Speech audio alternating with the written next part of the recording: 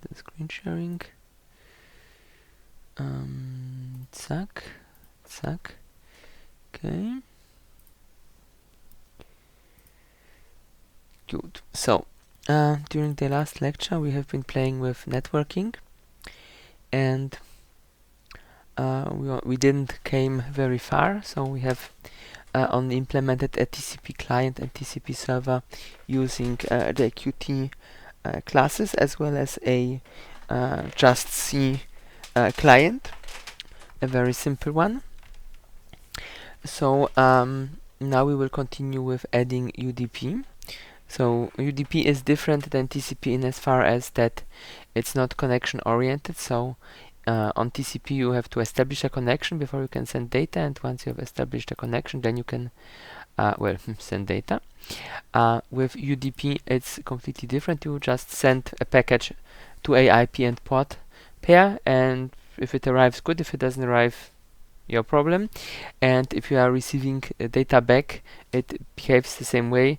You receive from the socket, and then you are supposed to also query from which IP and port the data came, as the socket is just for receiving and sending data. It's not bound to a particular point of endpoints, unlike with TCP, where you establish a connection and then this particular socket will only work for this one connection, which makes its use a bit more user-friendly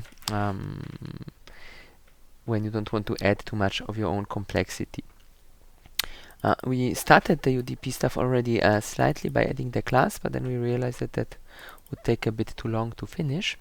So we will be finishing it today.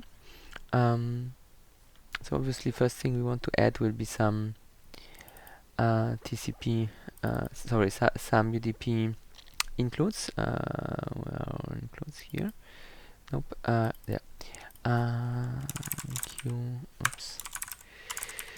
QUDP socket.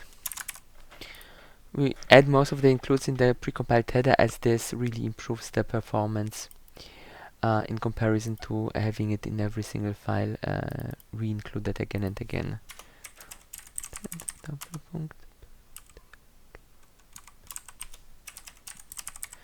was a typo somewhere. UDP socket, let's quickly see what our strategy was in the past with the clients. Okay, we had it not as an object, so that's okay. Good. So it like this. And we will need to think of a few parameters that we want to give to the socket. So, like with our client socket, here we won't be providing an address, we will only be providing a port on which it is to listen, and then we will need to have a special send function that sends the data. Here on the client, we just did it on connect. With UDP we don't have a connect event, we just open the socket and start sending. So we could either remember the address and then send to it later on after a timer, for example, or we could have a function that does that.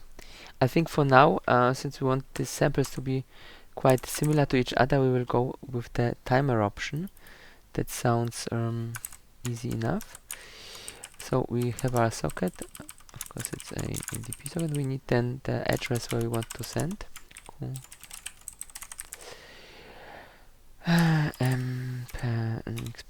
Target IP, and we will need a QUint16 target port, and here we will of course need a second port. Let's call it test IP and test port, and then instead of target we also use here destination. That makes it more consistent. And we will be needing a timer. We have already set up a timer in the Qt GUI test, if I recall correctly, so we can just grab a few lines from there so that we don't need to type too much. What did we? No, we didn't. So what did we use that maybe in the QW test then. Zack.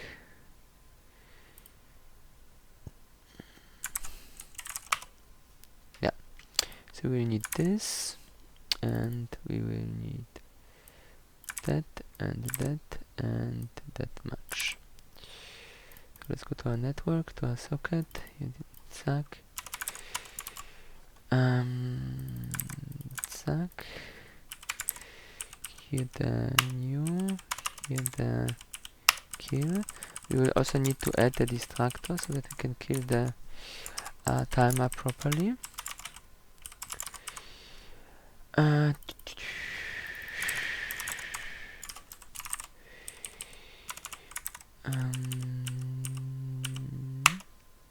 Okay, that should be all that we need. I will copy this as well. And one more thing, we also want the option to just listen and not send anything. Or you know what, we will just put this in a function that we can call, that is more elegant.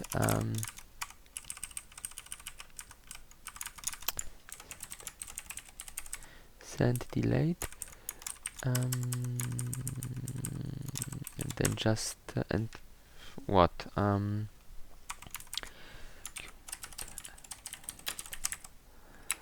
that should be a const q byte array by reference. Although, as we learned in the exercise, Qt would, if it is not by reference, still just use a shallow copy, so it wouldn't be very inefficient, but it's even more efficient doing it like this. Send delayed, and we could actually use another trick instead of just a timer to do this delayed sending, so we might in the end up not using the timer at all. Let's see how far we go. Okay, so we have this. Right, we need another constructor with the pot. Or do we want to align those different? Okay. For now, I will just comment out the quite a few things actually. We can later enable them if we want, but there is a even simpler way using a single shot timer that doesn't need so much preparation. I just don't want to have two constructors which both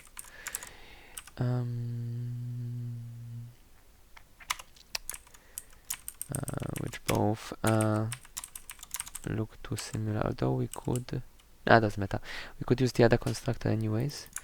We can just call it here, and then here we would have only the port opening. That would be effective enough, efficient enough. So socket punct open, and it just bind first, bind port.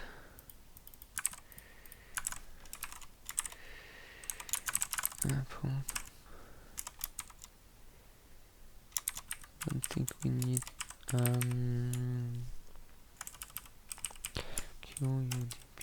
port socket.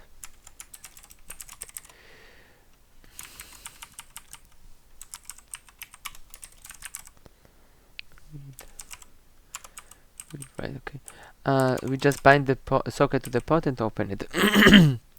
That is all that we need. There is no connect or something like that, but we need to grab a few things from the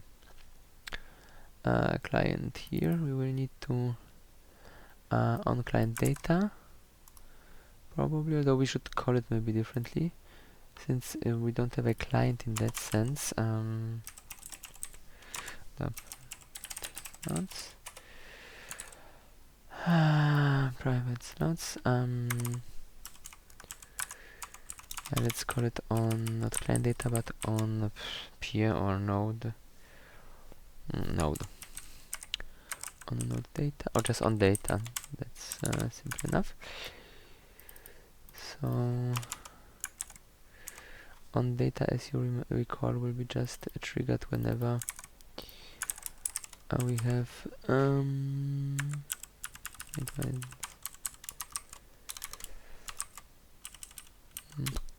should make the rest of the text green, but somehow it recognizes it, but the color doesn't work. Whatever.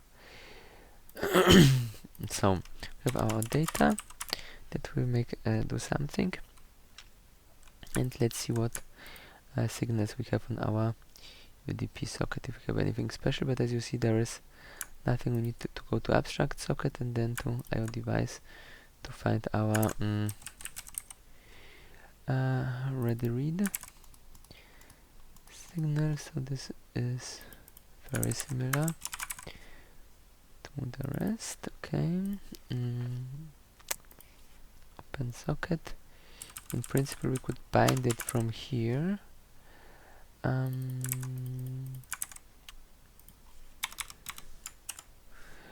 Let's copy it from here. On data, this would be a UDP socket. Because we always want to bind it and it's always there, so this should be good enough. We can put a breakpoint here so that we see that it actually works, and then we just need to do something with our delayed send function, and we can use the qtimer single shot function. Then we can specify an interval, so how long to wait. Let's say 500 milliseconds, and then we can use a create a slot in form of a lambda function. It captures everything, and then socket punct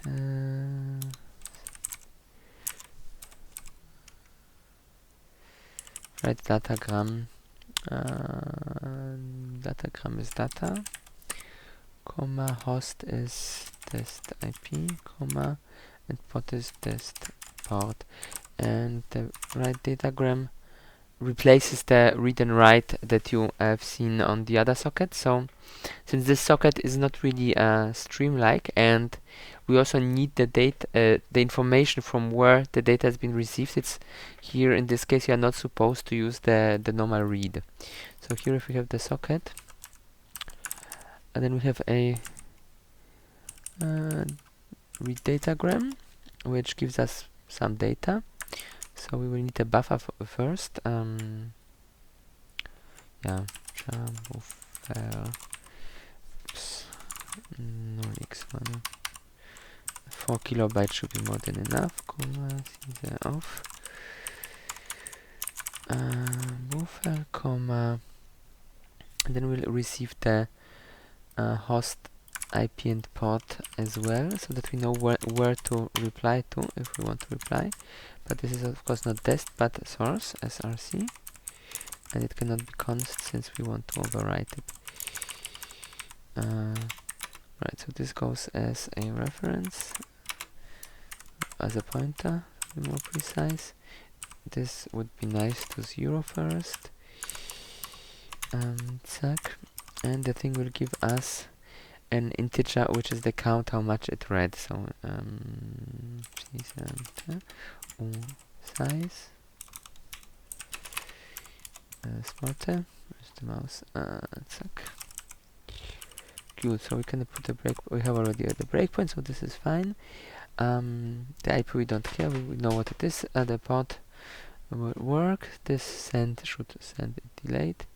Yeah, that could do already the very minimum. Then of course we would want to like send something back and so on, but this we will add later. Let's go to our main and set up UDP node. Here we need depending on what it is supposed to do, that's supposed to send or not, we definitely need a port, but the port and the IP we already read here. And we need a second port.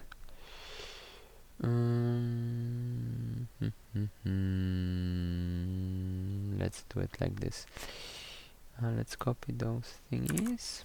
Let's copy both. So the first IP parameter form we will not use. Here will be dest IP. Sorry, dest port. Dest IP.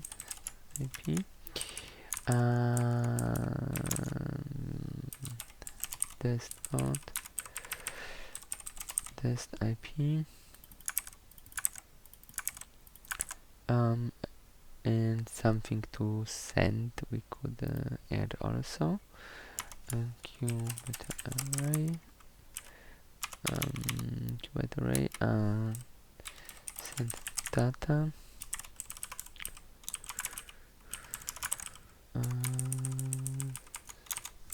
send data,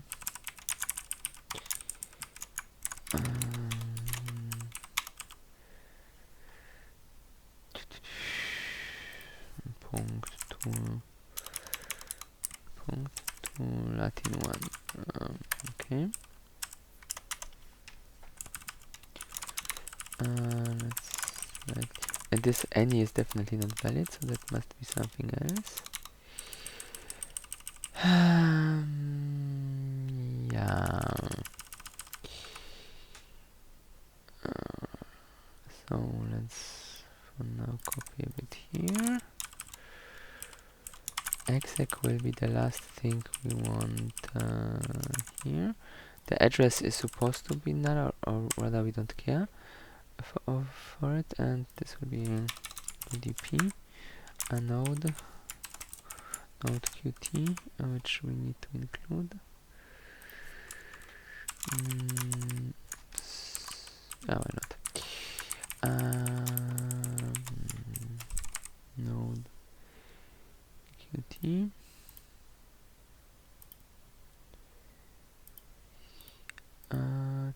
UDP. How did we call it? UDP node qt, that should be right. UDP node here. P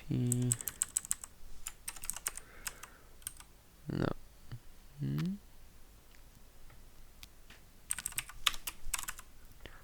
Oh, it's right.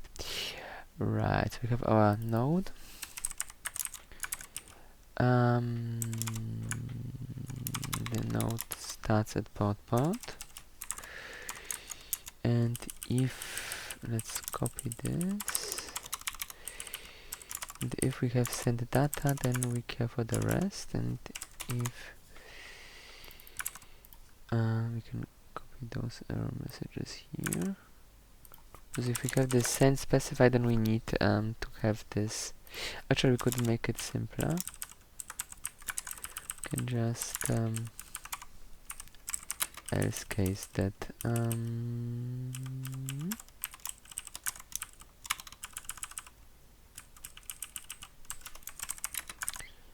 else case this, else case that. Okay, so we have our dest port, at this IP we have a send to port is missing, send to IP is missing, and if this was then node punct delayed, send delayed, send data, comma, dest IP, comma, dest port. So this case here will handle both ends of our connection, the one that just waits for something to happen, as well as the other one which waits, which connects, waits a short while. Well, it doesn't connect. It opens a socket, it waits a short while, and then it sends some package. So now we need to integrate this into our graphical part, network here. So we have here these two different node cases. So the first node will be kind of the, in quotation marks, server, which will just wait for something to come and reply if it gets it. Which brings me to the idea we should add some other parameter that will make it act as a as echo. Okay, but here we only need a node port and nothing more. And the second one, we need additional parameters. We called it send data, I think. Send data, yes. Hello. Then again, port. We didn't take you a different port. 5. You cannot open two sockets on the same port. Here, dest port, and we need dest IP as well. test IP 127.0.0.1. We take the local host IP like here, and we started. That should be good enough. Let's see what it will do.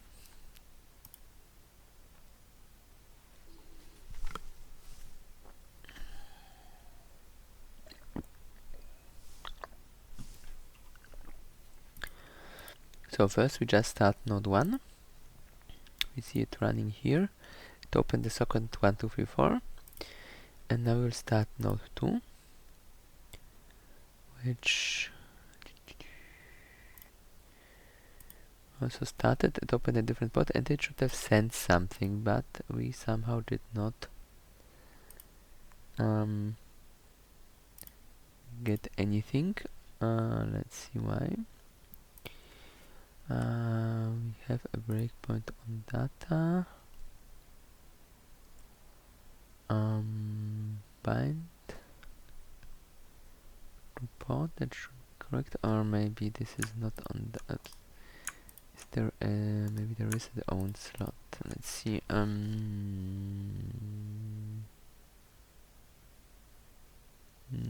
there are definitely no slots here on the abstract socket. Sorry, signals. Connect here, just the ones for the other thing. Might be a network issue. Let's see. In principle, the ports look correct.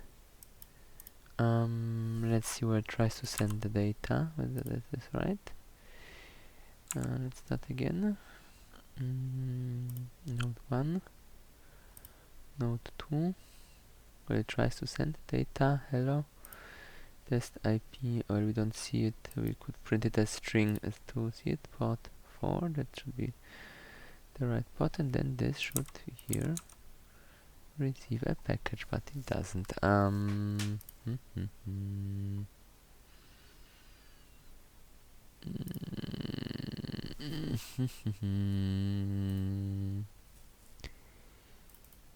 That is mildly annoying. I don't think the Windows firewall should be a problem, because it does not block traffic that is local. So if you have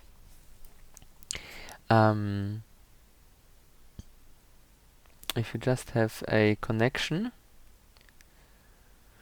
between local hosts, then it should not be able to block it. I'm actually not sure if we need to open, maybe the bind is enough and then we open it twice and that causes a problem.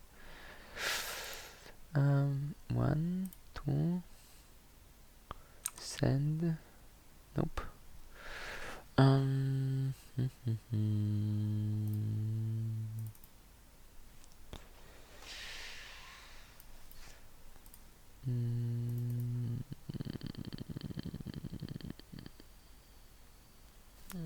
mean, we are not getting a signal, a notification, so we can see here if there's an error about connect, but there isn't. Right, do we have anything else?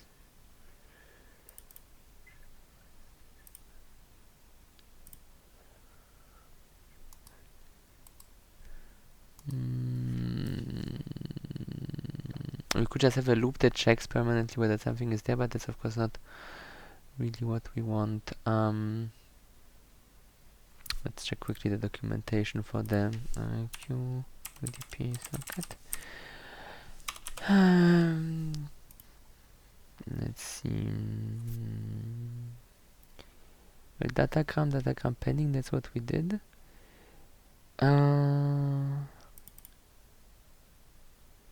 Well, has pending datagrams, that would be reasonable to do it in a loop, but it should work. And wait, did we? Well, first the port. The address is optional, but we don't need the address because we have seen it here being correctly connected. Right, and we are sending to port 1234, and this one is listening on 1234 on all the sockets, so this should be fine.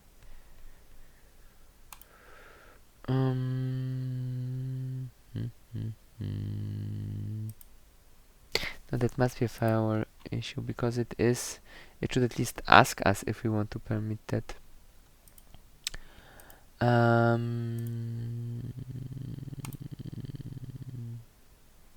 We just disable it for testing. It's behind the net anyways. That will be the much faster solution. I should now shut. Okay.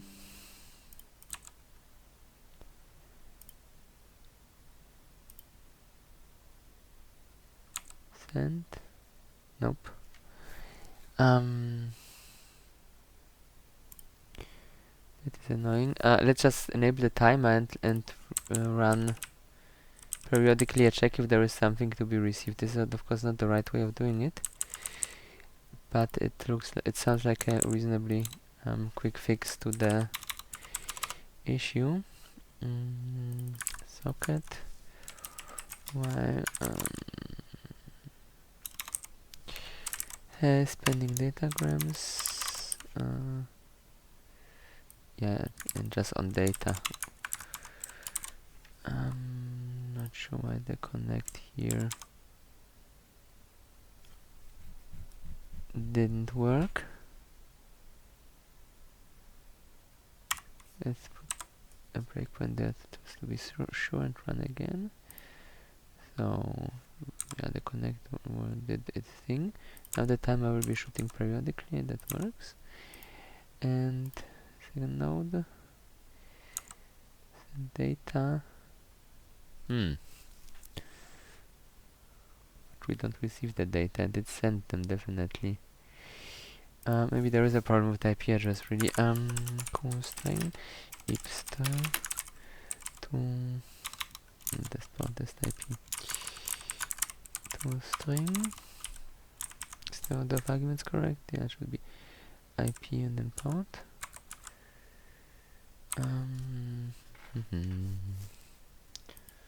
The node.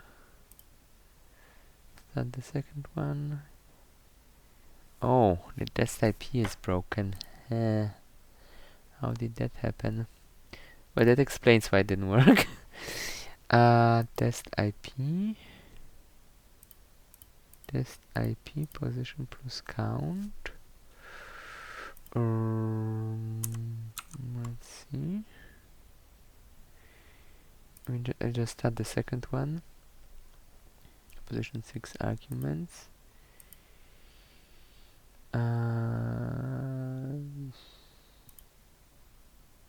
6 plus 1 is 7. 7 is 1, 2, 3, 4, 5, 6, but this is correct.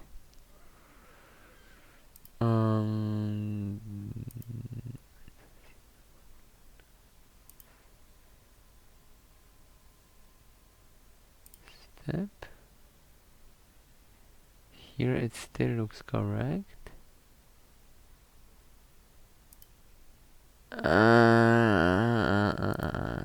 That's that is annoying. The thing is, this thing is then given by reference, and we want to we need copies because the thing gets out of scope. We need a copy here being captured, otherwise this thing will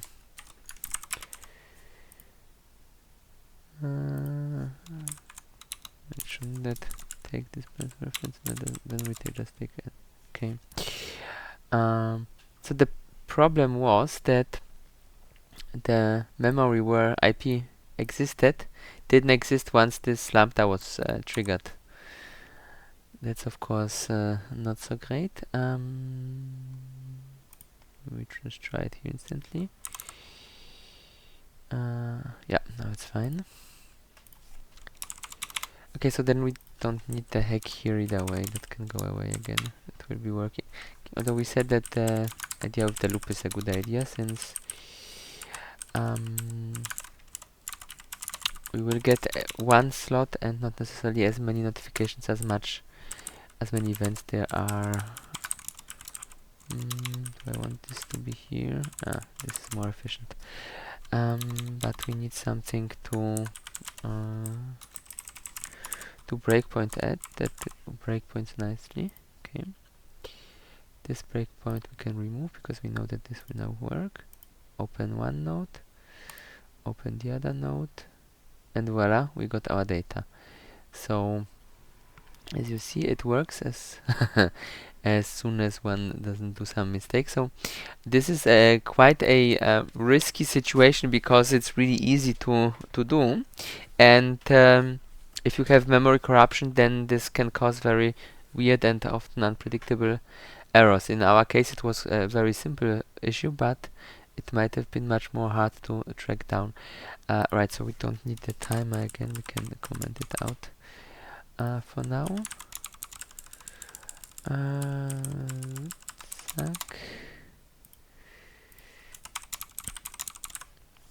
Good, and then we will be wanting to send the thing back, but only in a certain cases. So we will get add here a variable m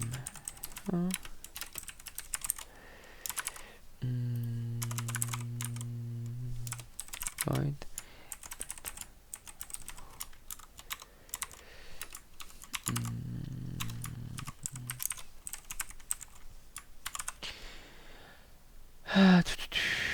then we go to our main function and we will add something that checks the presence of an argument. So basically we only need this part, and that should be an else, otherwise doesn't matter. If it starts echoing permanently, it's fine. Enable echo.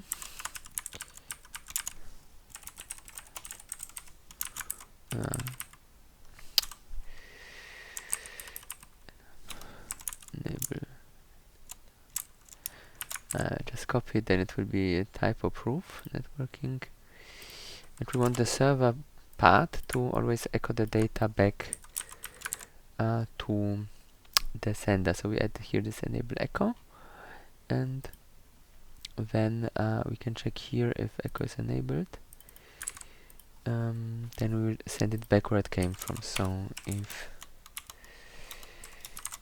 echo, then socket send datagram. Again, write datagram. Write datagram, not send datagram. Takes raw data, which is nice. Oops. Profile size, comma, host and port. Okay, and whenever we receive something, we should q debug q string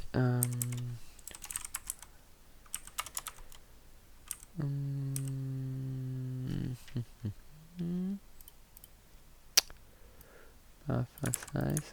Could also decode from something else. We could also decode from UTF-8, but that we don't want here.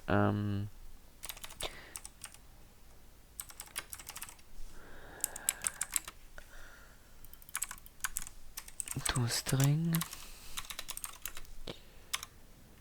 plus double point plus string number src port. Yeah, so we have our print, we have our echo, we have everything. It should work. We only have one round. The other one had like 3 packages it sent. And hello, received from, yeah, as you see, it works nice.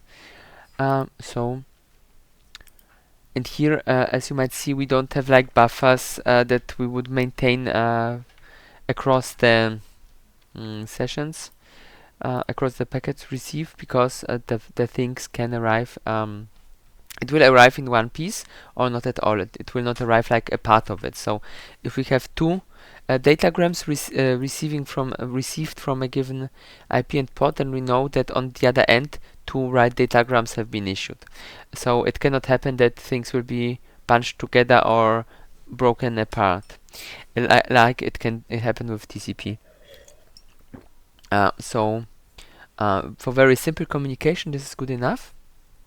Of course, if you want to send large amounts of data, it becomes, for various reasons, problematic. One reason here would be, for example, that when you send more data than fits in one MTU unit of your network hardware, then this becomes the larger the data block is, the more unreliable. So the IP protocol can break the package up in pieces large enough to fit through the network, and then reassemble that when it arrives. But if only one of the packages is lost, the whole transmission is lost. There is no resend mechanism or anything.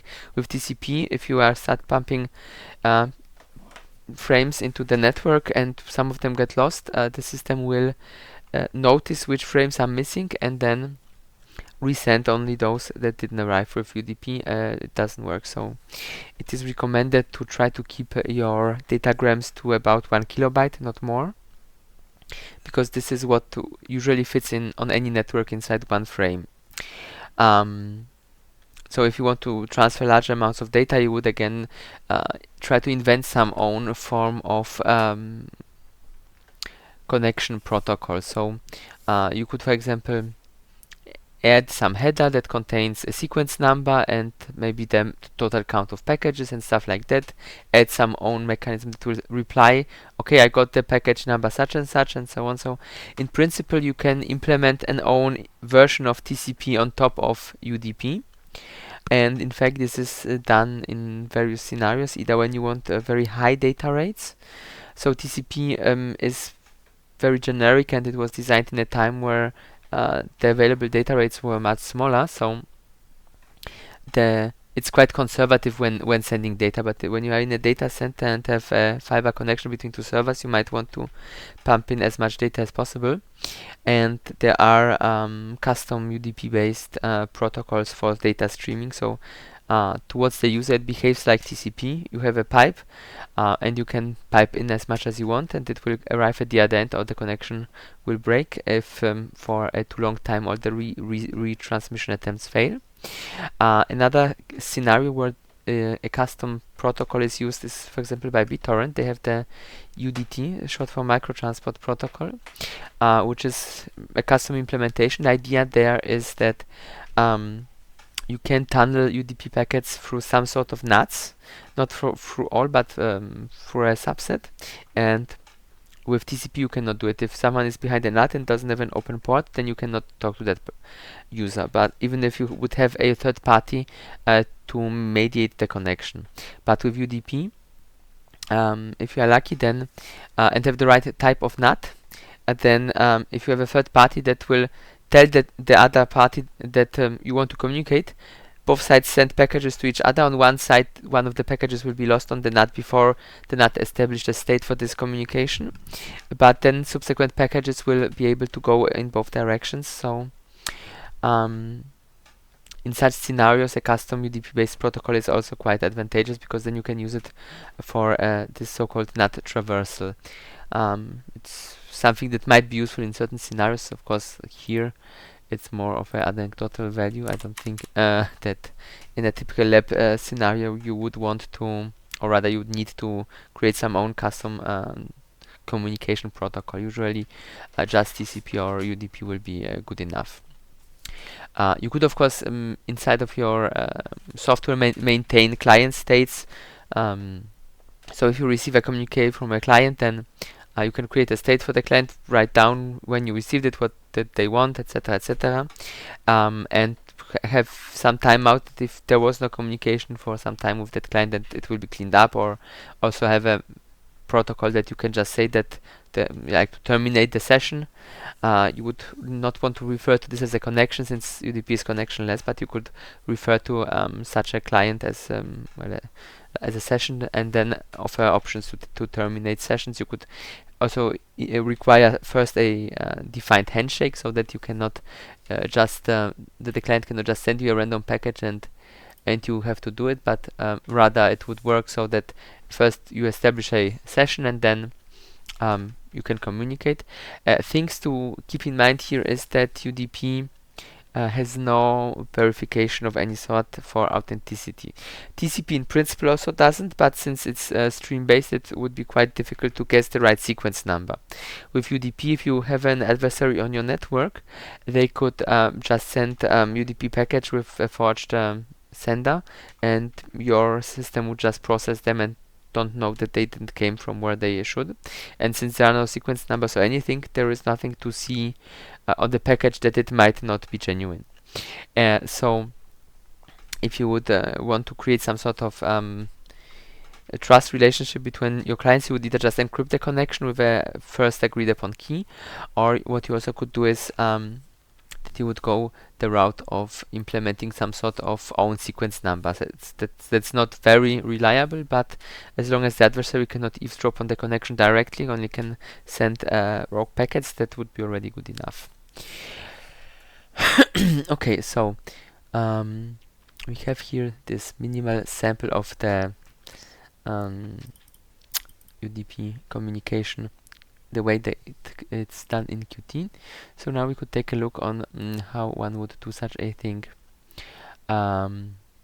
using just normal Windows sockets, or we could also first take a look on how to create a server using just Windows sockets. So we have already created the client, and that worked quite nicely, but we haven't created yet a server. So I think since we have the client, then we should create a server next. And once we are done with that, we will take a look on options to how to communicate locally without using the network, which is in various scenarios potentially also desirable. Let's create a new folder for that. TCP server WinSock.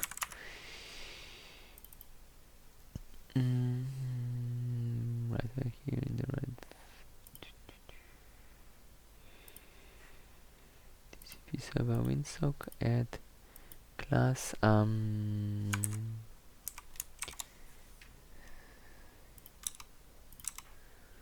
no base class, zack.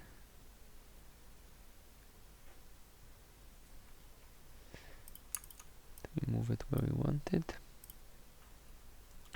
and then in main we can very quickly add this as well. So we have client server here.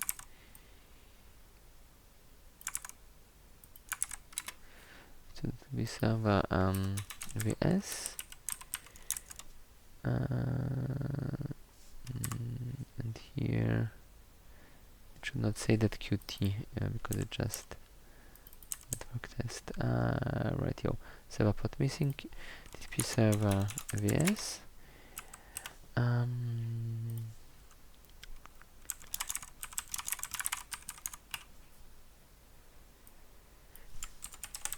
Server zack. Okay, so our server is supposed to work the same way, so we can copy a few things from the Qt server, at least the constructor, and that are actually already well in this thingy. Although we will not. We do it differently. We only grab this part. Server vs public TCP server vs no parent. Right, and we didn't want to use any queue objects, so I think we use the string here for the client. Yeah, we just use the string as an address. Should we use the address for both? Let's take address for both. Oh, sorry, we don't need the other one. Let's just take the address for port, although that must work with a int. So let's see how far we come with just this approach. But then we need to adapt here on main. that we only pass the port and no address. Suck. Okay. And there is no exec, of course. And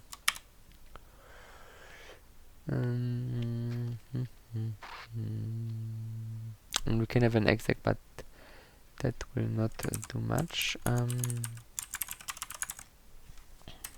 mean, we will not really reach the exec. We don't need to do that. And here we have the similar situation. Connect and send, and then once we are done, we actually want to terminate. So we can just directly skip this. Right, and here we need something like listen. And we need the function server, not qt server, yes. Void listen.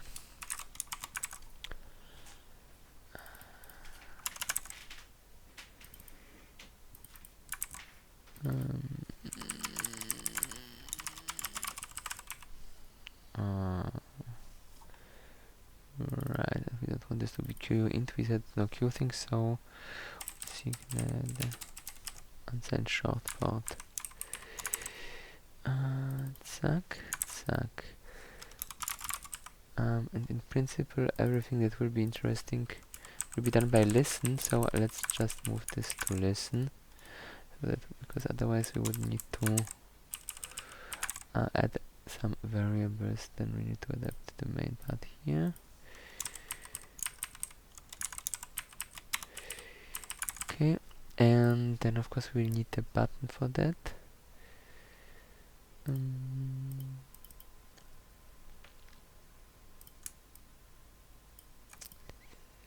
On TCP server. On TCP server. Zack.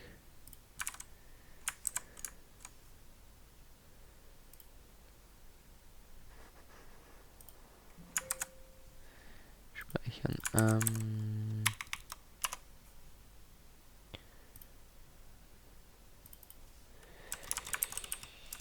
Server.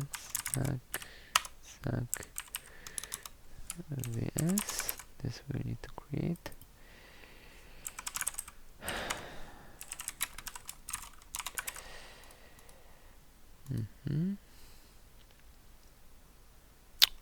Not this here.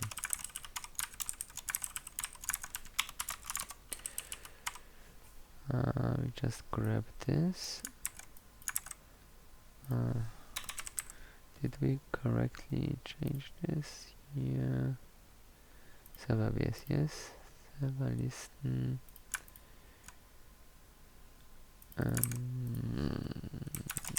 But that should not cause a warning. We have the listen, but it's public server. And server is included. It should not complain.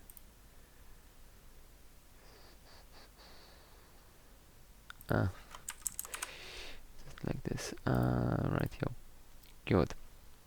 We have a server, and here we'll start its thingy. So let's go to client and copy a few things again. We don't need all of them, just some. And we need some includes. Client. Nope. All of that.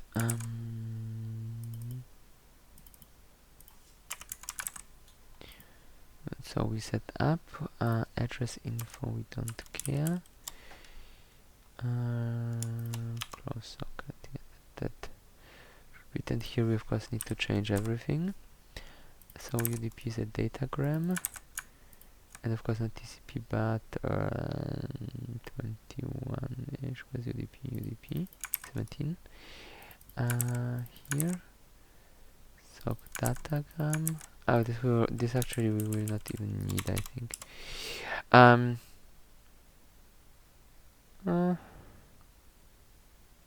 Let's leave it. And do it, by the way, slightly differently. Oops. We will grab this as well. Okay. So we don't want a port, so here we just add null.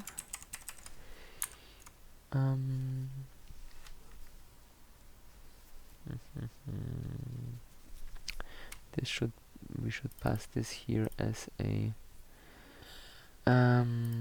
string. That will be easier.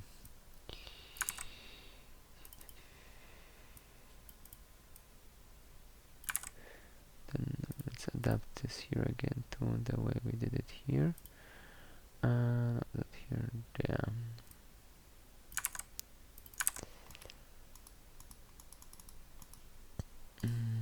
Where's the thing? Okay, so we have this. Okay, so we have our pod, the name, and then we bind the socket, right?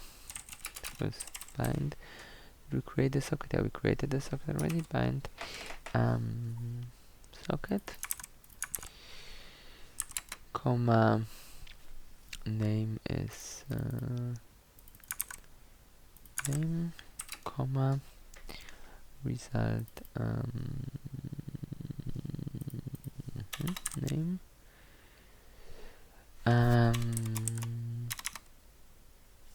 sorry, this should be from the result thingy. AI address, comma, AI adlen. Okay, so we have bound it, then we can start listening. Right, gleich listen, socket, comma, backlog, right, 25 something. If we don't expect a huge amount of incoming connections, this does not need to be a large number. And now a loop that will wait and receive data. Socket client, zack, equals accept socket, comma, null, comma, null. Here we would receive the address. That should be just sock. What's her name? Here you could receive the port and IP address in form of such a address structure of the connecting client. But since if you just want to reply to the client, you already have your socket and you don't need this information, unlike with UDP where you need to specify them each time. Usually it's not necessary to resolve this. One could of course use this to print a log like a client from IP such and such connected or something like that. But this is not something we really need. Okay, so we have this here. So if we have to check whether it's actually valid, socket is equals invalid socket. Okay, then something went wrong. We just continue. And we can get the arrow in case we want to get the arrow for some to display it, for example. And now the question is, of course, what do we do with this socket? So we have a socket from the client, and if we only expect very little communication, one could try to handle it here and then start listening for the other incoming connections. But of course, this sounds like a very inefficient idea, because if we do it this way, then if we have connections that are waiting, they will just drop if we cannot finish processing the other socket in the time that the timeout has been set to. So ideally, what we would want to do in such a scenario like here is to start a new thread that will be responsible for serving the client, and then our main thread can then be ready to receive additional incoming connections and processing them. So let's do it like this. So for this we will need a function that we can call, that we use as entry point for our new thread. So the word inapi, let's call it RSA server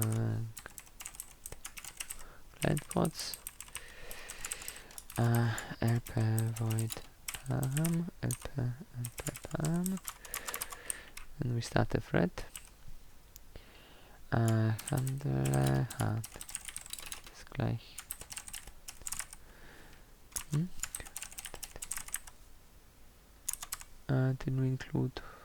did not include Windows HR, that's annoying.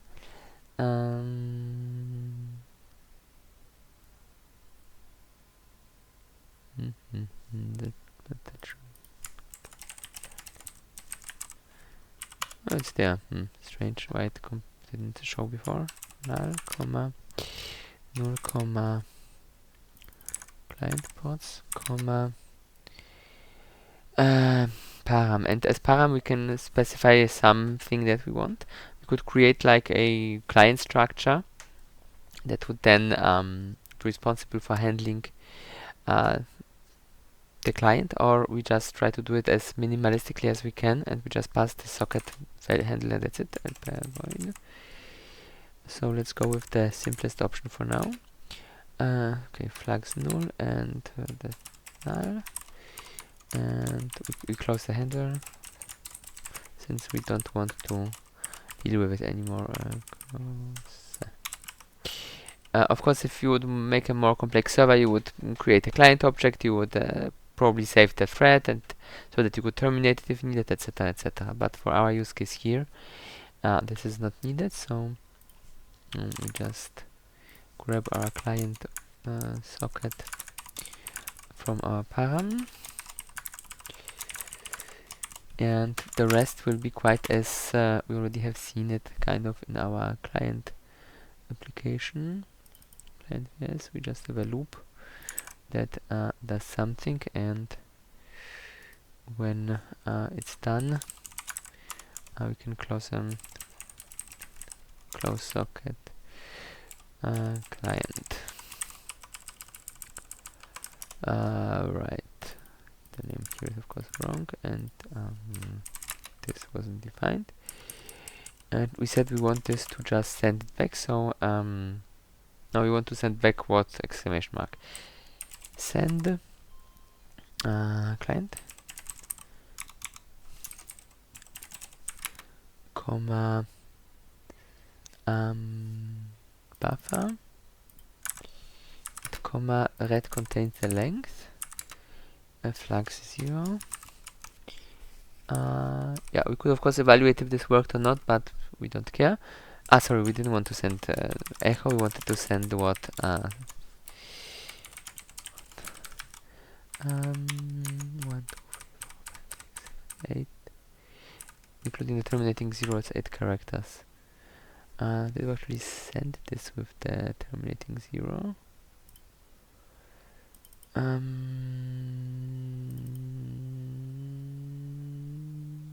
Send it like this, it will not send the terminating 0. Then let's go just with only the string itself. And I think we had one more change. We added the new line, so let's add this as well. Then it will be 8 again. Okay, so this will be sent back, and we don't need a break. Once the connection closes, this thing here will bug out, and then we'll break out of this. So we can put a breakpoint here. Yeah, that should be already the whole server. Let's run it. We have somewhere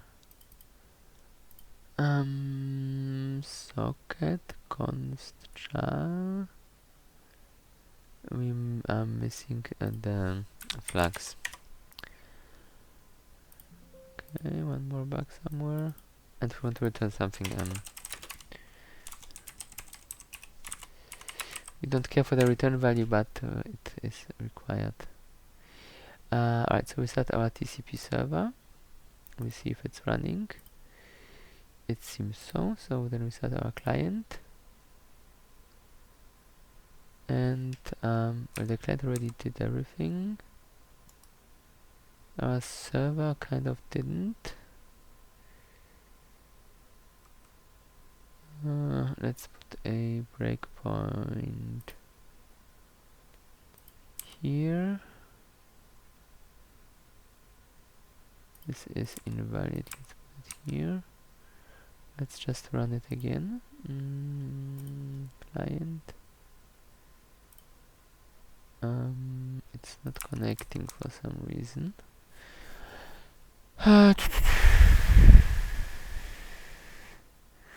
This thing always tells us invalid socket. Usually this should be actually waiting and not cycling all the time. So let's see what might be wrong.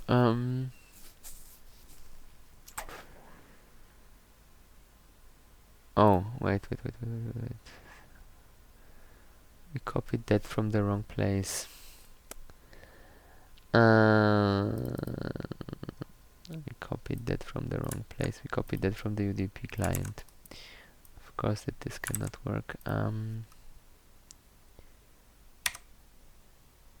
Yep, now it should be fine. Server, client. Yeah. Did we print something somewhere? We didn't, but if we put a breakpoint here, we should certainly see this working. Also our we didn't print up anything except the one line. So server, client, you see here it receives. It doesn't print it since we don't have a console open, but it works as it should. Just that of course our client is not processing data that it receives, because it just, no it is, wait, client, it sends one hello and then it waits for the reply. That's fine. Then it, here when we put a breakpoint, we should receive either the entire message or just the what. Yeah, it worked. So that works completely. Are there any questions at this point?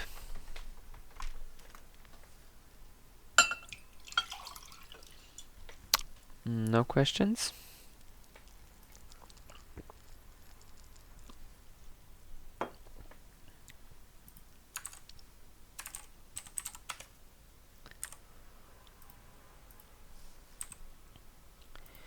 Okay, then let's continue. Rightio, so the next things will be the a pipe server and the pipe client. So this will use the Qt. First we will of course use the Qt implementation, and then we'll try to do something of our own. So let's create a new folder.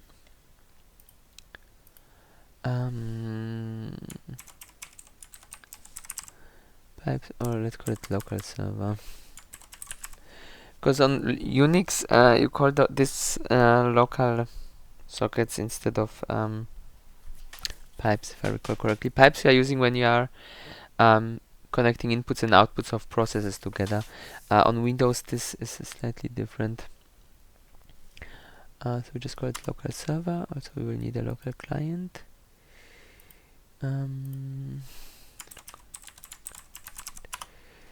Okay, then we will add, I will just copy, because this really is very similar to the normal Qt way. Server.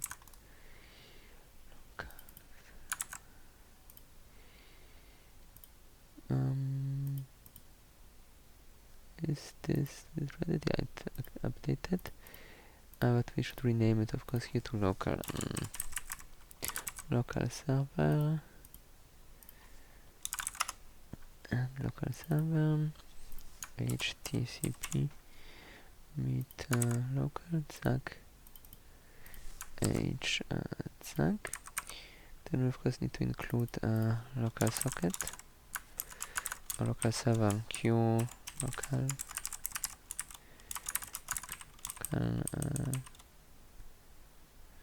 it's not called that, is yeah, it's client or it's socket, I don't remember. Then it will be socket. Yeah, local server, local socket. Socket is for later.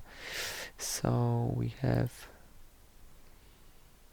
local server Qt should not be complaining that local server. This is not changed.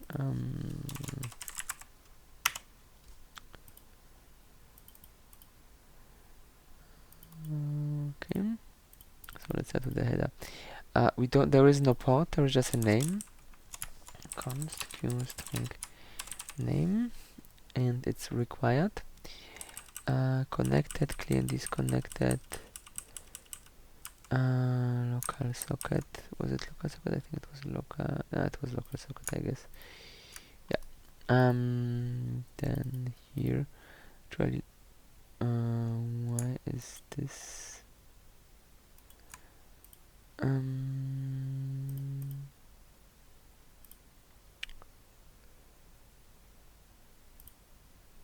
Somehow doesn't like. I guess because we start with the same file name. Oops. There's a typo q string reference.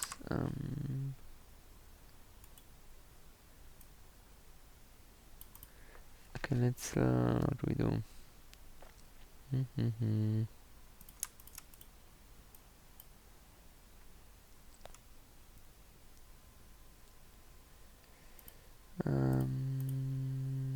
But here it's not excluded.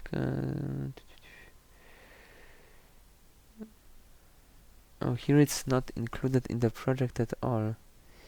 That's annoying.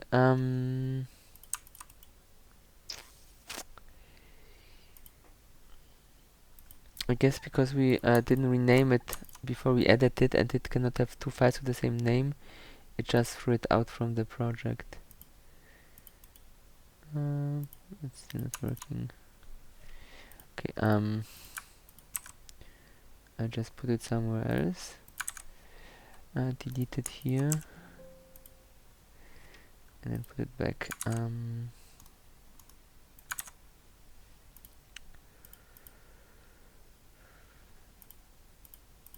no, it's fine. Compile.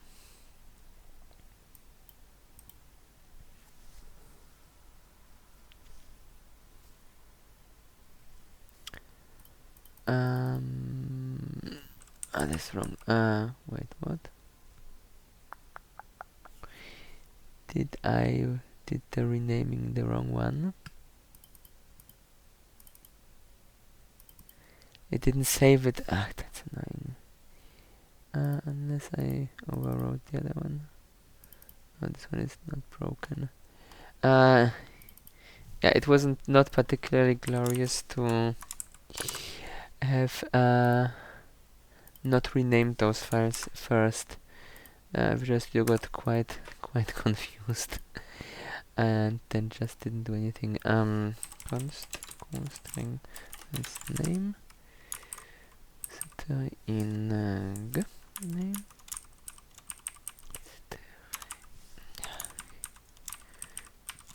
typos everywhere. Zack, this is already a local socket and the local server. This is good. Just here, what was it? Let's see. What's the name? Was it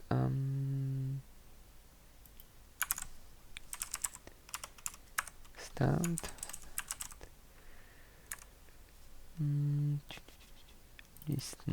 Listen just with oops. The name. Does it want other arguments? No, it doesn't. Just the name is enough. Good. Here we don't have, of course, port or address. This goes away. So it's going to be removed here as well. We just keep the buffer. Client connected. We don't specify anything about the client. The rest almost here. This has to go as well. Client disconnected. Yeah, and this is already complete server-wise. With Windows pipes, you can in fact specify if you want them to behave message-like, meaning that one call to send will be always reflected by one call to, well, by one datagram being receivable. So this is quite nice, but I'm actually not quite sure if you can enable this when using Qt, since Qt is more generic, and I don't think you have such ability on Linux, although I might be wrong.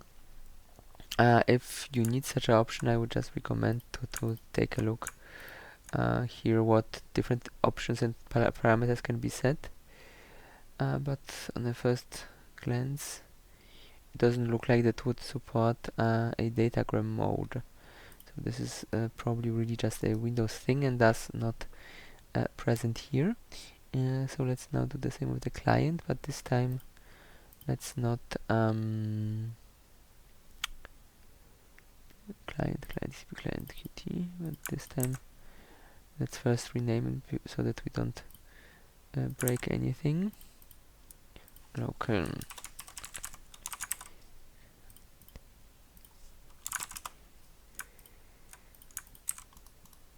local client.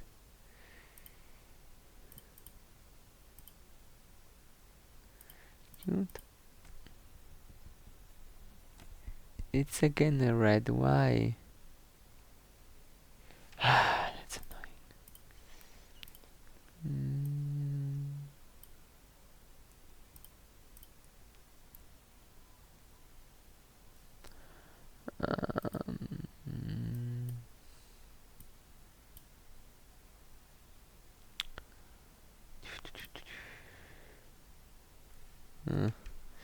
Yeah, it doesn't like when you use the Explorer apparently. So maybe it would be a better idea to do it manually from the UI here.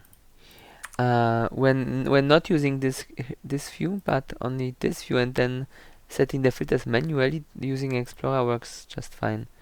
So there is some strange quirkiness about this mode. Right, so we have our thing here. Here we will have just also name.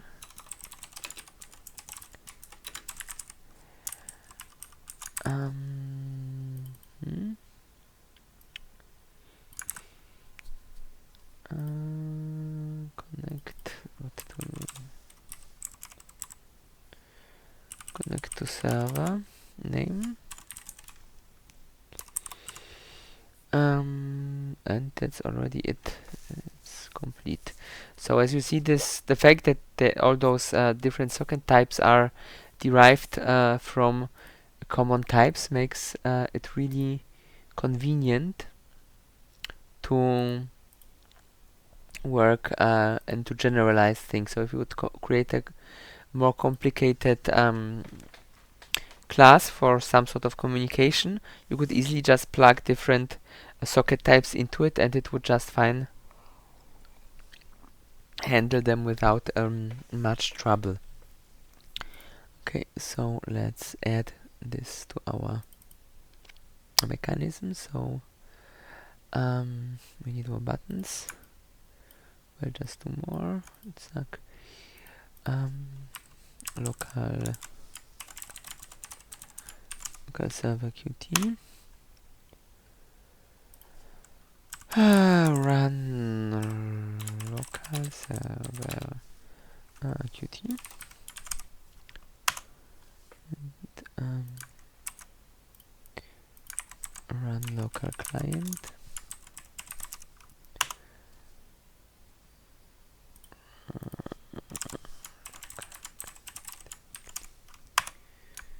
Okay. That should be it. Network range. You will of course need two more. Let's just copy this.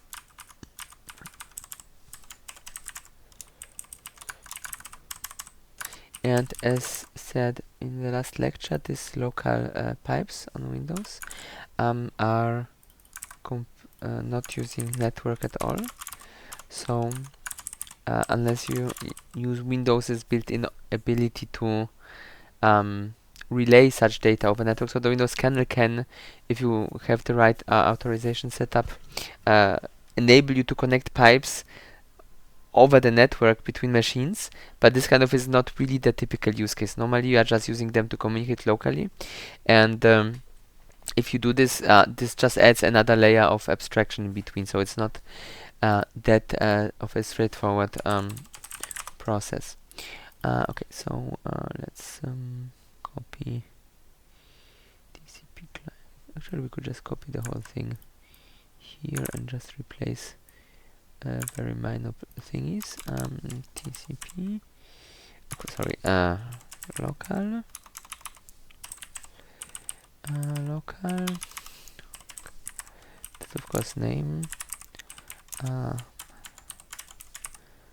pipe name will keep.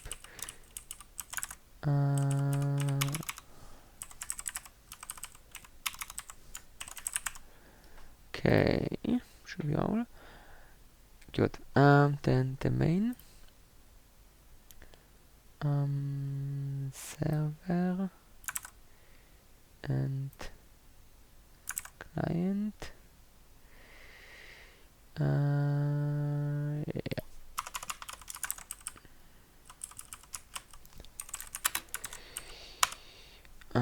Server and client.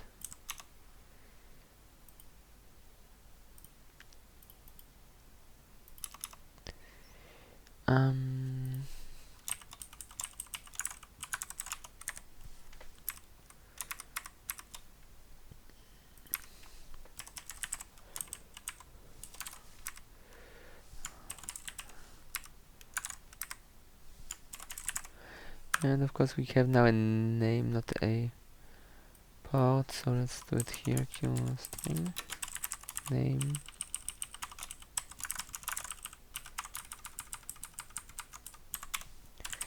Name.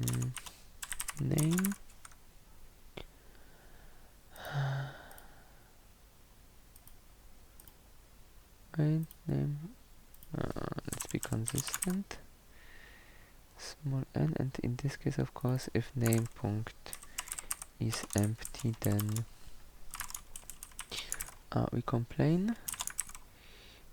Here and there, we don't need the second case. Server name missing, server name missing, qt, yeah, let's keep the title. TCP server client, TCP.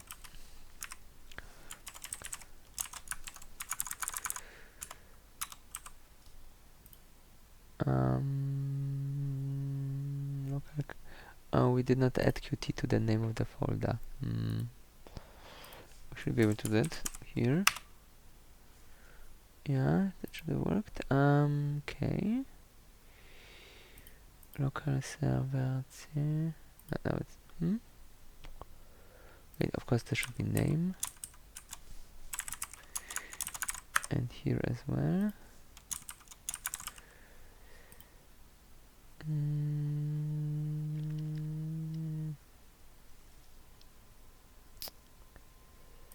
And this needs to be renamed as well, qt. Okay, now it should be fine. Let's run it.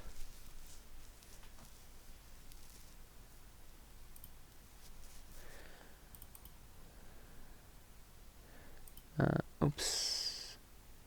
It didn't build the buttons. Or didn't it save them? It should have saved them. Let's rebuild it.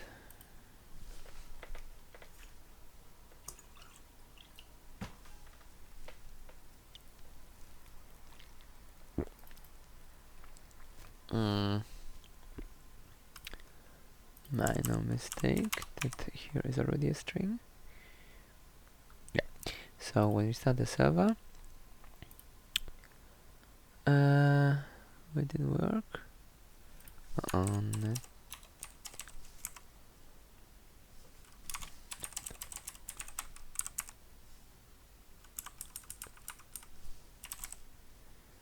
Didn't work. Why? Probably.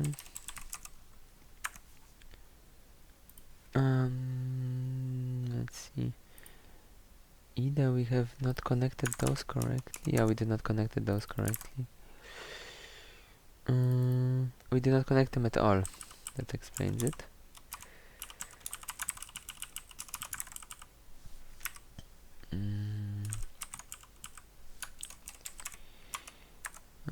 TCP. Local.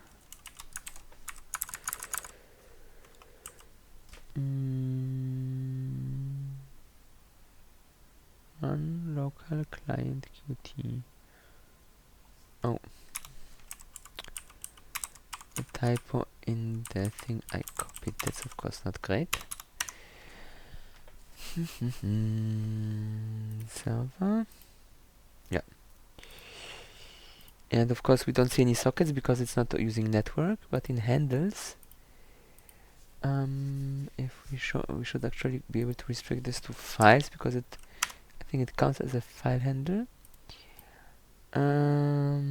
My pipe, you see it opened a lot of named pipes called my pipe. The idea is that it opens as many as it wants to have of a backlog so that new connections can come in, and when something connects, it connects to one of the opened pipes with this name, and then it gets a notification that opens a new one. So if you only expect very little connections, you just could even have only one pipe waiting.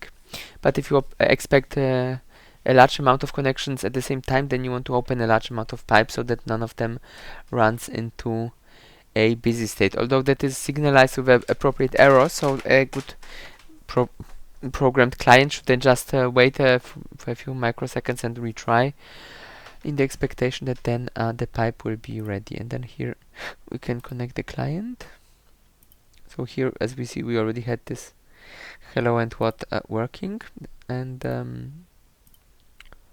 the client didn't terminate, it's still running. Didn't we want it to terminate actually? Or did we had it running forever? So the client starts, and the client doesn't quit unless the connection is broken. We can break the connection, I think. Server, client. Right, and if we go to this client, we only see there is only one pipe because it only connects one, and we can close it. What? Cause an exception, which might be to be expected. Usually closing handles without warning from a task manager is not something that is recommended. I guess the connection broke and the thing tried to call its own close handle or something like that. Let's see, load symbols. And because the thing gets an error and it's supposed to close the handle, it doesn't know that someone closed the handle for it externally. Yeah, and the close handle throws an exception once you try to close the handle that already has been closed. Although I think this exception would not cause a crash outside the debugger. I think this would be handled silently. But as you see, this local means of connecting works quite nicely. On Windows, this uses a special driver that provides such connection mechanics. So it's like an extension to the kernel. It's not that internally.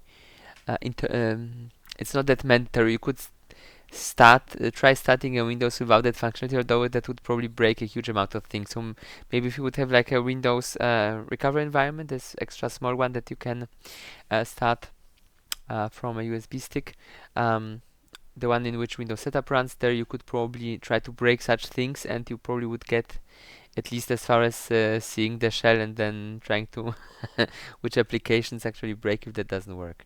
But generally, as said, it's provided by an external driver. Where is it? Will I know its name?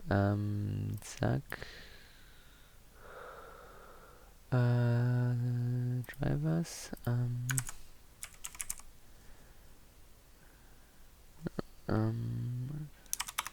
Let's just quickly start it again. I think the task manager had an option to show you the driver that is at the end of the thing. Network handles again. Okay, it's the NPFS named pipe file system. Sys. That's, I guess, the short name for it. So this driver is responsible for implementing this functionality on Windows. It's just a curiosity to know. It's not really of much use normally. Right, and now what we could of course do is we could implement the same thing, just the Windows style, the Windows way, so to say.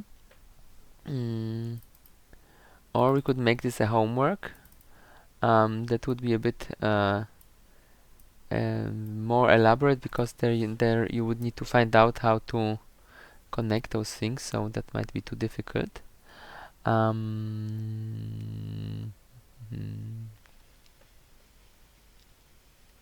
It would have been smarter to actually do it the other way around. Implement the Windows version and then ask you as a homework to implement the Qt version, because as you have seen, the Qt version was really extra trivial. Just copy and paste the TCP client and change basically, except of the names, one line in each. Well, two lines, because in the argument list as well. So that might have been a better approach. I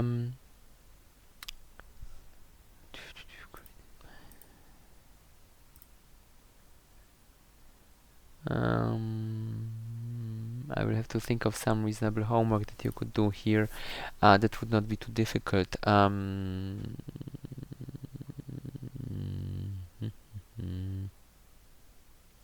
Maybe something like benchmarking the communication performance. So you have the sockets, you can send data, you see how it works, and the task would be just to send I don't know, a gigabyte of data and count how long it takes until it's fully sent.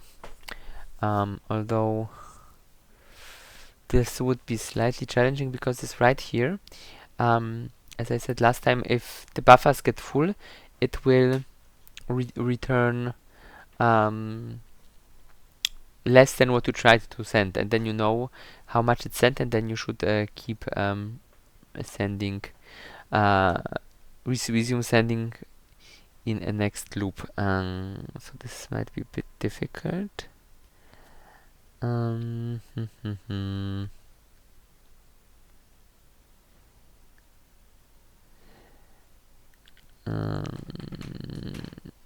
Yeah, let's do it like this. I will implement here a send buffer, so that this is not too difficult, that you see how this works, but only for one of them, let's say for this local thingy.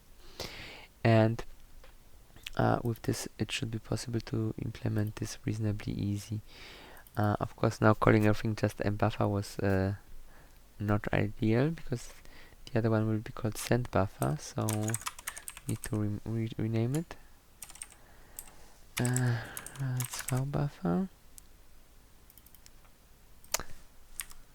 Zack. Then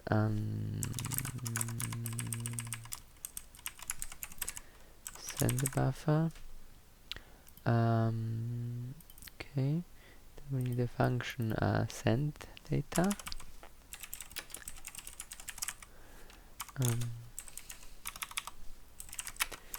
Send data const q reference data. Zack, we will need that.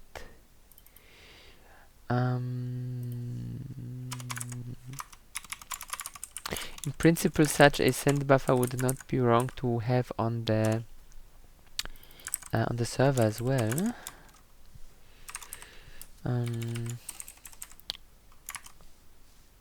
What was it? Hello backslash.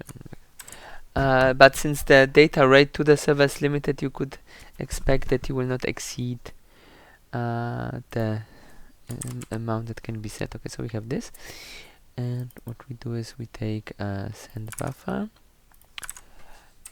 we append to send buffer data, then we try to send int send is equals socket client punct write send buffer, and if I more than 0, then send buffer remove 0 to send. This is not the greatest way of doing it, because we are shifting the data and copying them around inside the buffer all the way, all the time, I mean. If you would want to implement this in a way that has really good performance, you would use a ring buffer. But but that of course is quite complicated if you want a ring buffer that can grow in size. So here let's just do it in such a simple, not very sophisticated way. And what we need will be another things on clean data on data send. Because the thing is, so we enter here, we append, we try to send, we might get 0, and then nothing happened, and so we need something to issue the next send operation. And when we see ready read, we have here this bytes written, which is notified whenever some data leaves the buffers here, and we can put new stuff into the buffer of our thingy. Actually, we just put this here and just put the call to onSend data. So we just try onSend data. If we are lucky, great. If no, then no. And here we just need one more check. If punct is empty, then return.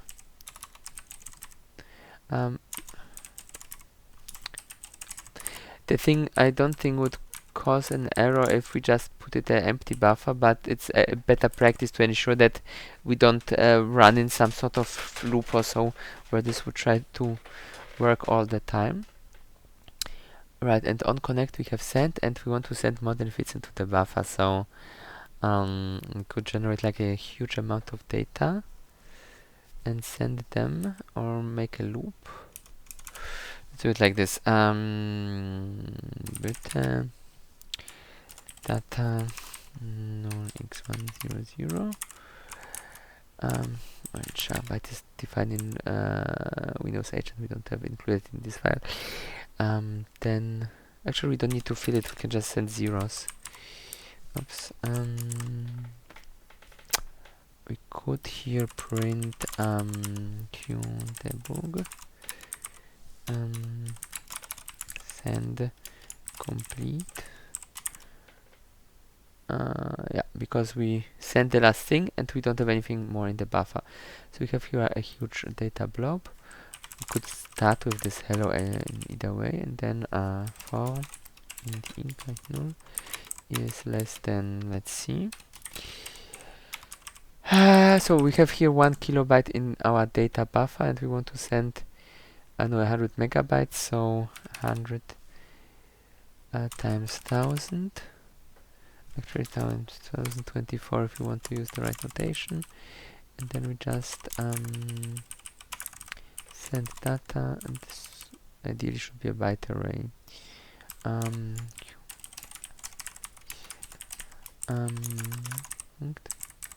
Resize.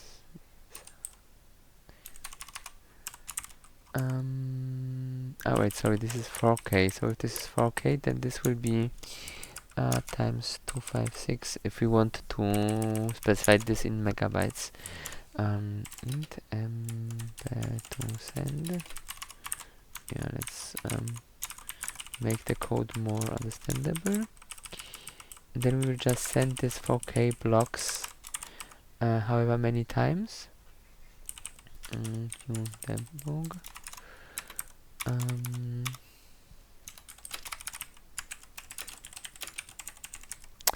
All data queued, then we'll just see how long it takes for this to send, because we should see all data queued, then we should see this send complete.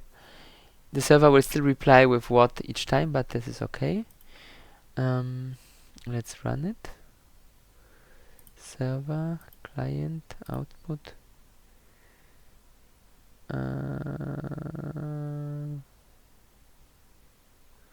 We got a lot of send completes. So we apparently didn't. It was so fast that we did not fill the buffer.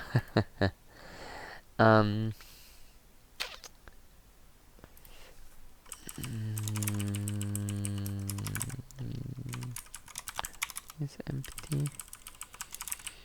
Let me just write, I don't know, partial send or something like that, or send incomplete.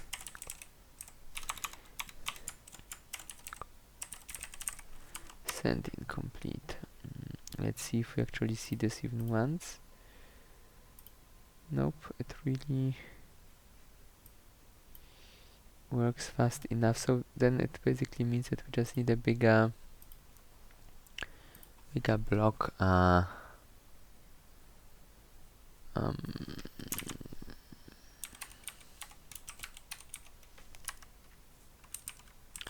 uh, let's try much bigger blocks.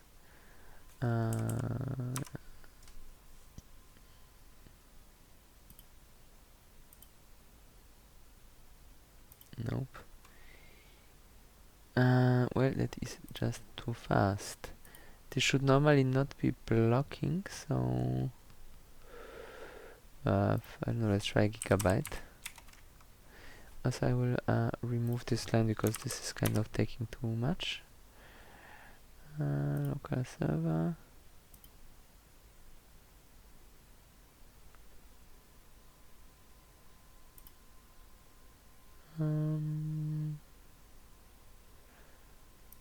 All data queued, but it did not. It still finished instantly. We should do it with the network example, not with the. Do I have this one installed here? I don't have. We should do this with the network example. That will be better. So let's TCP client.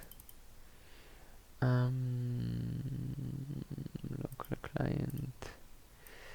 Send buffer, receive buffer. I think it's just too fast. We don't run into or Qt is just too slow. It's kind of in the end the same thing. Zack TCP client data. Oops, that didn't work. Zack TCP socket, and of course we need to add this on send thingy to our. Oh, now we have this already on data send. The name here was wrong. Buffer we want to change into receive buffer. Okay.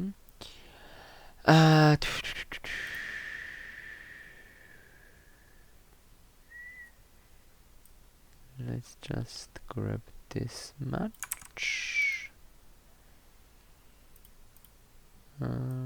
Check. Guess we need to add the send data function call.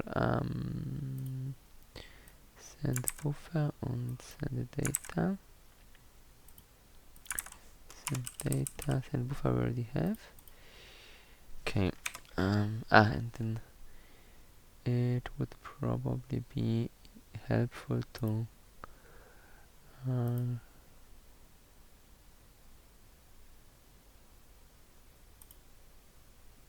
is this still working too fast? This is annoying.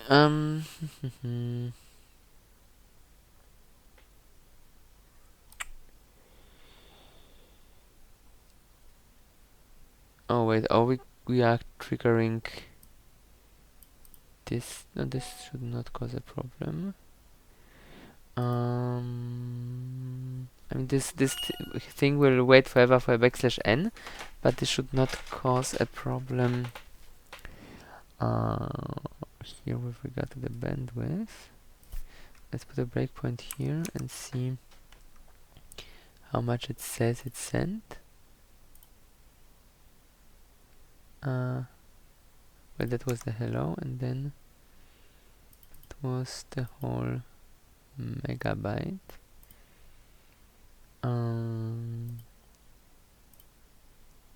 Buffer gets emptied again. Then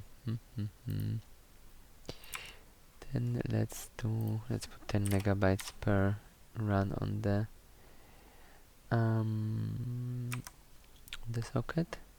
At some point we must exceed whatever it can cache.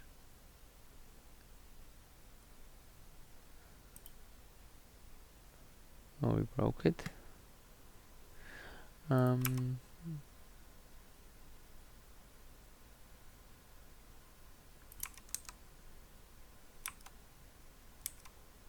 It always. No, it seems that it tries to be blocking. It should not be blocking. Blocking means that it does not finish the function. It doesn't exit the function before the data is fully sent. It says it did that. Okay, this one. I guess this is not fast enough. Sorry, not slow enough for us to notice ourselves. We can look at the server again. Server. That might be, of course, a problem that this. No, it shouldn't be. This thing will just take too long, but it should not. That's the wrong server. TCP server. TCP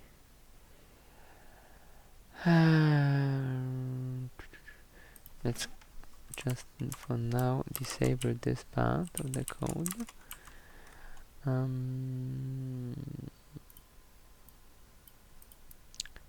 This thing will not get any receives.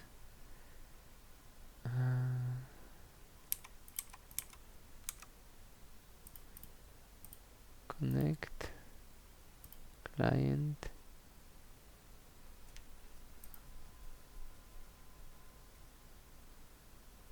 Well, we are filling some buffer somewhere, but it doesn't appear that we are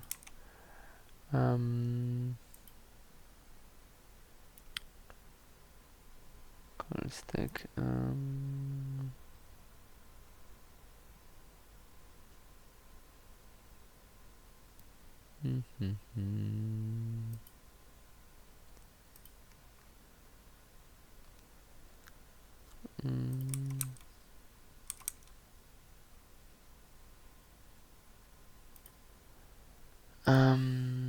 send data.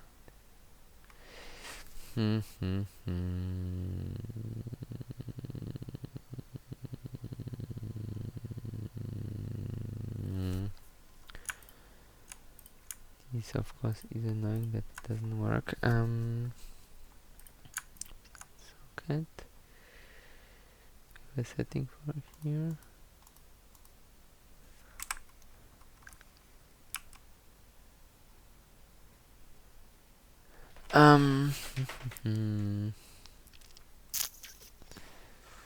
Making here more and more doesn't really work, and we don't see this all data queued either when we try to run it.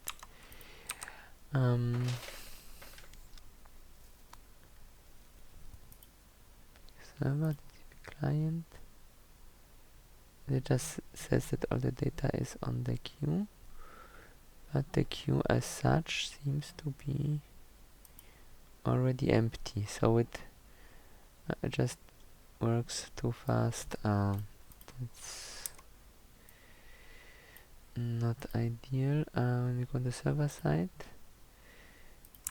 we will just receive a huge amount of packets, unless of course we break something.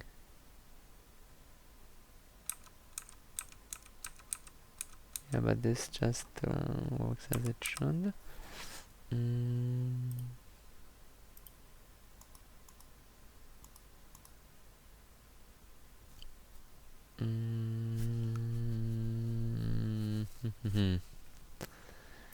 So if we would be using the Windows sockets, once the buffers run full, that should happen. That this will not work, but somehow send data. So we send data is here, and then make on send data, and on send data should be triggered ideally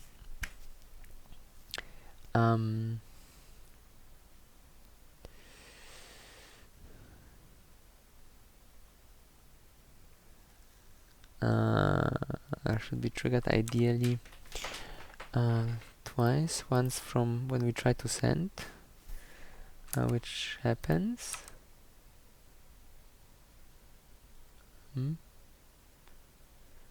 Breakpoint broke. I think I pressed the key somewhere again. Server client. Okay, so call stack from on send. So first we enter here from all the onsends.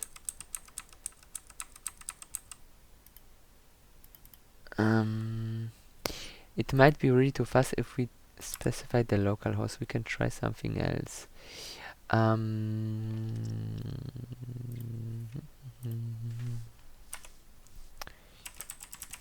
We'll take the real IP of the system.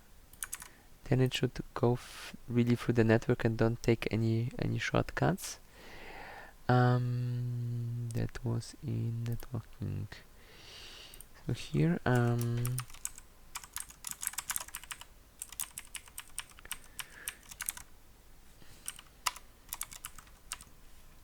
because we also don't see the traffic here on the network card at all. Server, client,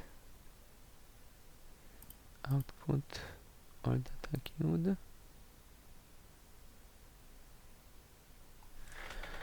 But it still doesn't do what we want. I have not tested this before the lecture.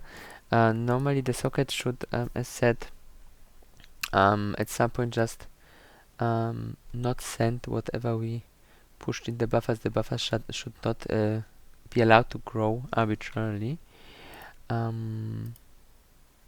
But somehow that happens here. We can see we have there was a read buffer size, but it was a write buffer size.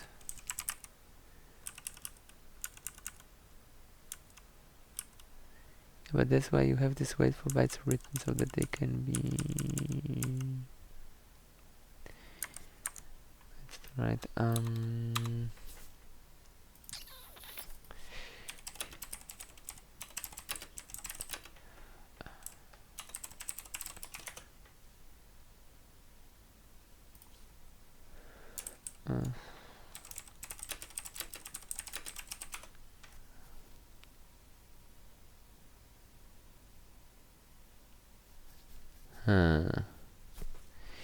Should be working, and in principle documentation also says that there are buffers, but somehow, let's see, so we have our send data.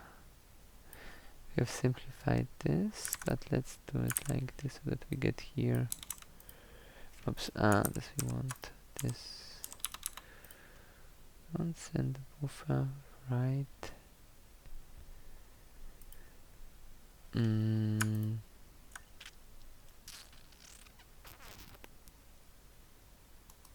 This will not make a difference for some reason. This should try to queue 10 gigabyte. That's a huge amount of data. That's far too much. Do we have a bug here somewhere?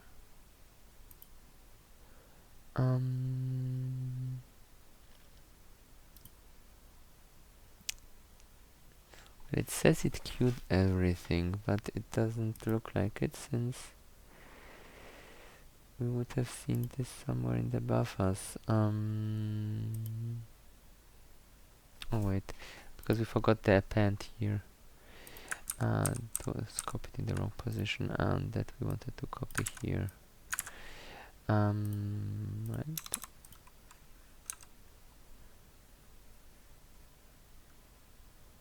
Client. Well, it's busy, and at some point it crashes because we run out of memory. Which effectively means that the client here is just taking everything in and never telling us that it cannot send any more data. Okay.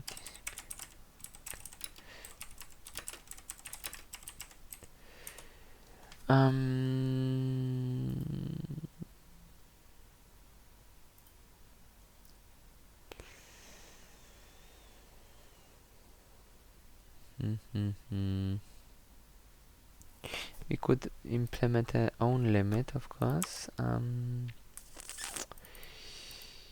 we have here this send data, which as a data net tries to send, but we don't want to send to too much.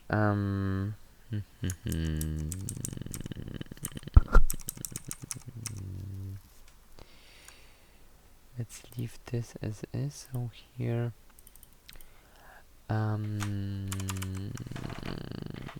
int to send is equals client clients punct this bytes to write. Let's say we want a buffer size of 10 megabyte. So 10 megabyte minus this, and if this is greater 0, or rather if it's less than 0, then return. If and else buffer comma punkt const data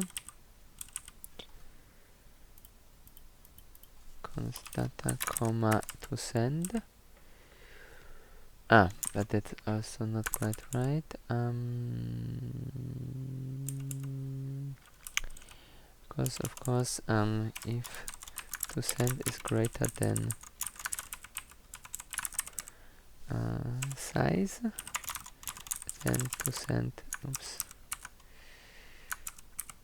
where was this here? And then send will be truncated to size, so we cannot send more than we have in our own buffer. Okay, this we don't want. On send data, if send buffer is not empty, then is send incomplete. I will add an helper function.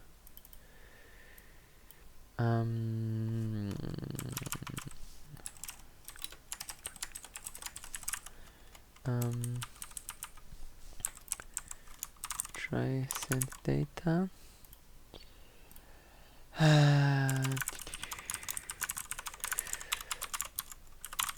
So try send data is basically the content of this thing. This thing will trigger try send data. This thing will trigger also try send data, and here if this is empty, then we write send completed. Good. Right, and on the server side we discard the data, so we should not run into the buffer allocation problem. Okay. Wait, we are missing a breakpoint. This one. Network client. Well, it says sent incomplete. Then we run out of memory.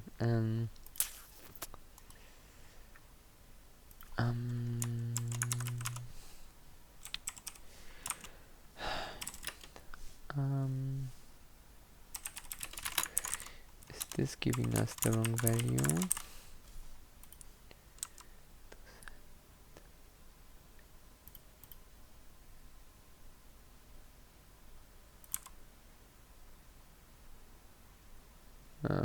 It was already out of memory.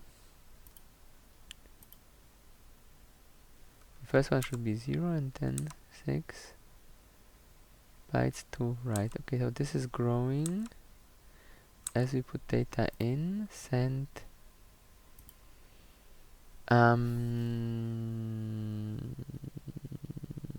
send gets 0. Oh, right, equals 0. That should be and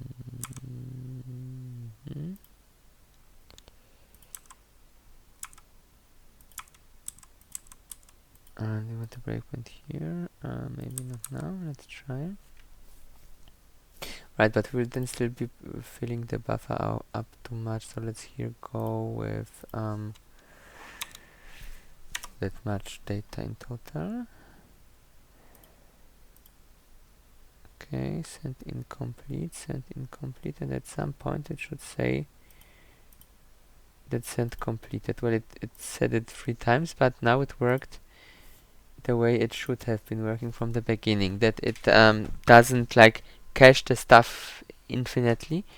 I'm not sure why this changed the behavior, or if there is a flag that this can be changed back to at some point return only how much was written.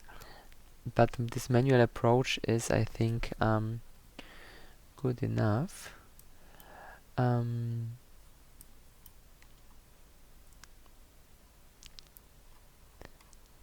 Yeah.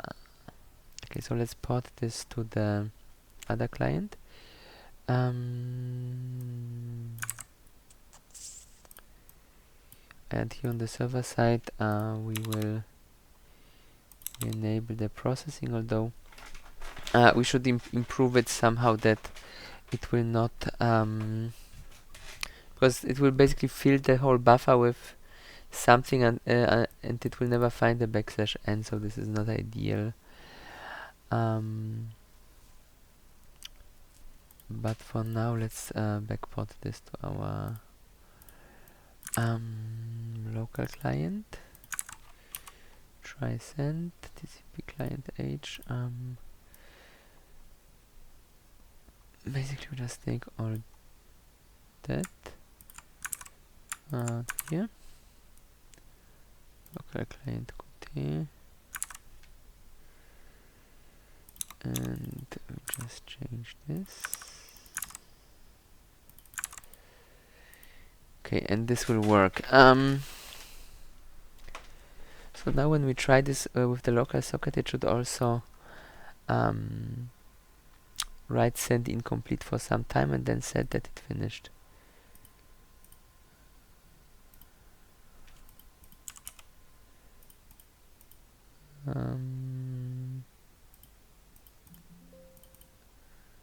Something's not quite right with the Visual Studio. We can just kill this. Yeah.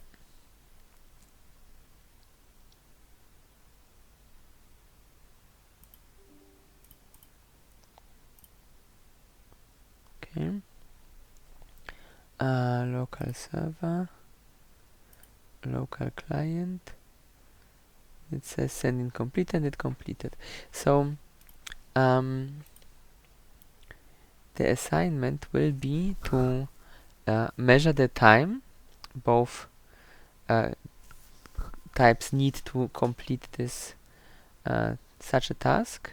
Of course, here I will comment this out since we want rather our hello being the default.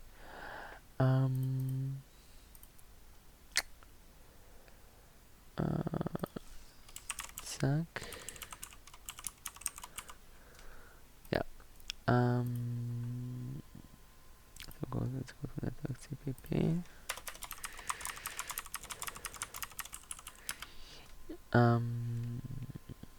There is a thank you. I think it's called like this. Yeah. So this thing you can start it, and then it tells you how much time passed. So using my work from the 23 10 2025 to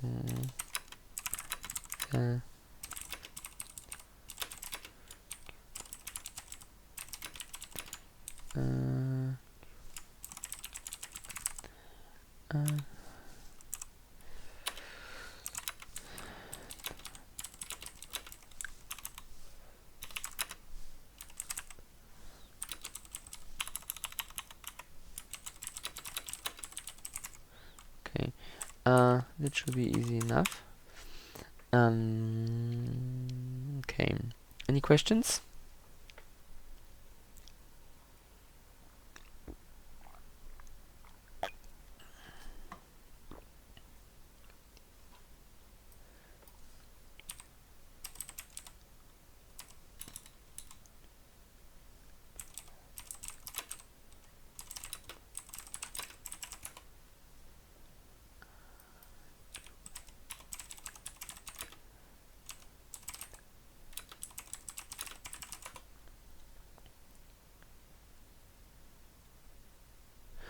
Okay, if there are no questions, then we only have 10 minutes left. Let's see if we can find something interesting that we could do in the available time. But I don't think there is much. We could start on adding a few things to improve our UI. For example, here we could add a tree widget instead of this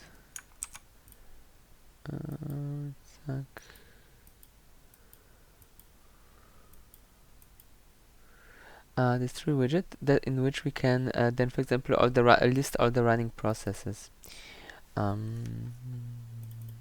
So task und bit and yeah, that is enough of what we need. So this is called a tree view because it allows you to create hierarchical views like this ones, but you can also use it just as a multi-column list view. There is a list view, but it is only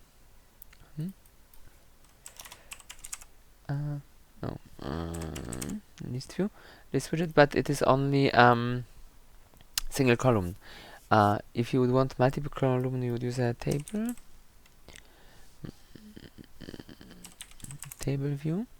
But the downside of the table view is that it's more like an Excel sheet in terms of columns and rows, while a tree view gives you the columns like from Windows Explorer or other UIs you might have already seen.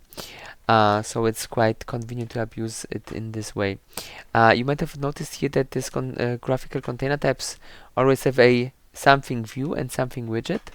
The difference is that the view is like just a raw view, but without any data on the backend. So you need to provide your own model of the data that then will be displayed. It's a more advanced approach, but also a more efficient one, while the widget version allows you to just insert elements in it and it maintains its own data model internally. So we did this. Let's close it. Let's start it just to see how it looks. Well, it looks kind of as expected. We should change it slightly, I think. As you have noticed, the last column is always like extra large. And the PID is just a number, so we rather want something like this, that we have the task, so like run server something, then we have the actual command line that we have given to it. This will be more elegant. Speichern. Okay, and then we need something to keep those processes protected. QMap. It could also be a list, but let's go with the map.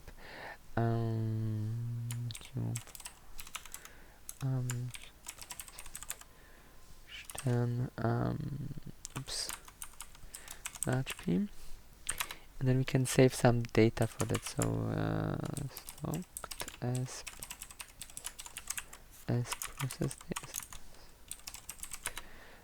process data const string. Though I might be able to actually even retrieve this from the process itself.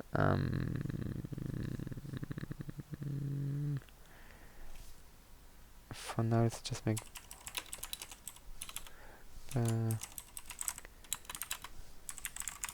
it, just give it something for later, and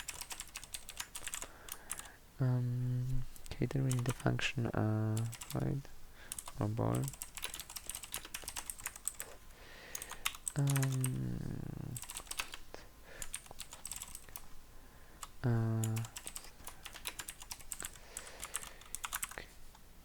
Okay. So we will create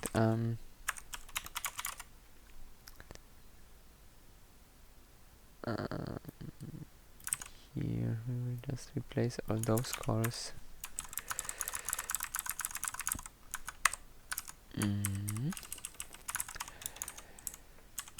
Queue possession per process is equals new process.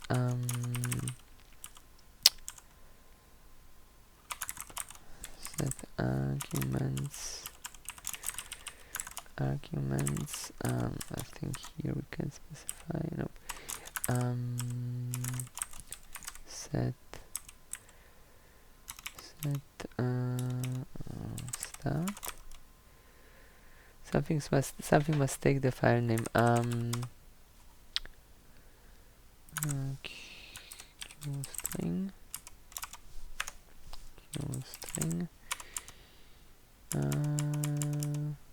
No, that's not what we want to be. Qprocess, yeah. Okay, start takes the program name and arguments optionally. Okay, then this is more convenient. Then we don't set arguments, we just say start, and then we specify our exit path and args.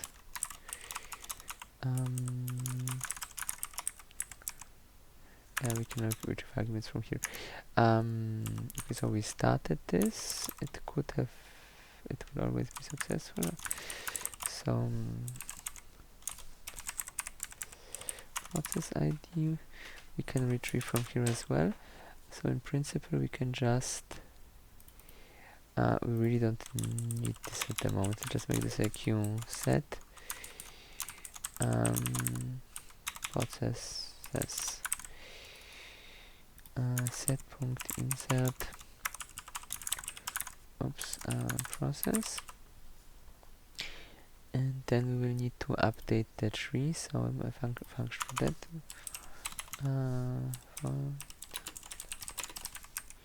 Although we might want to do this from time to time, so this will be on a timer. We are running out of time already. We had a timer somewhere. Timer here. Timer. Start timer. Stop timer. Run timer. So we'll finish this in the next lecture.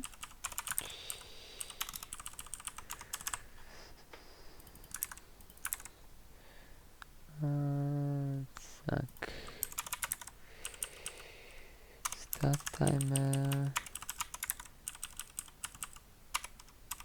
kill timer, and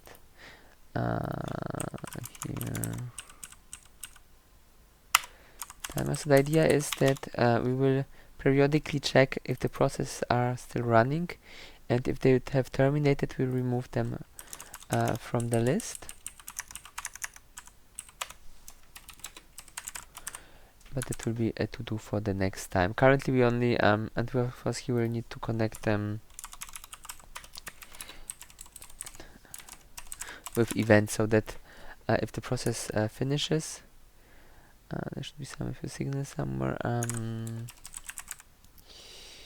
Right, if it finishes, or if it throws an error, or we could also use state change, but finish is I think good enough for us. Then we can remove it from the list. So the list will only show running processes, and as a next step we could even make it such that we could read the standard output of the program and display this as another entry in the list. Okay, so this is this. I think the homework is quite easy, because you really just need to instantiate this elapsed timer, start it, and then once you get the first completed event, then check the time and print it to the console, and then you will see which of the two is faster. And yeah, that's it. If you have any questions, you can call at any time. We will see each other next week. Have a nice weekend. Bye bye.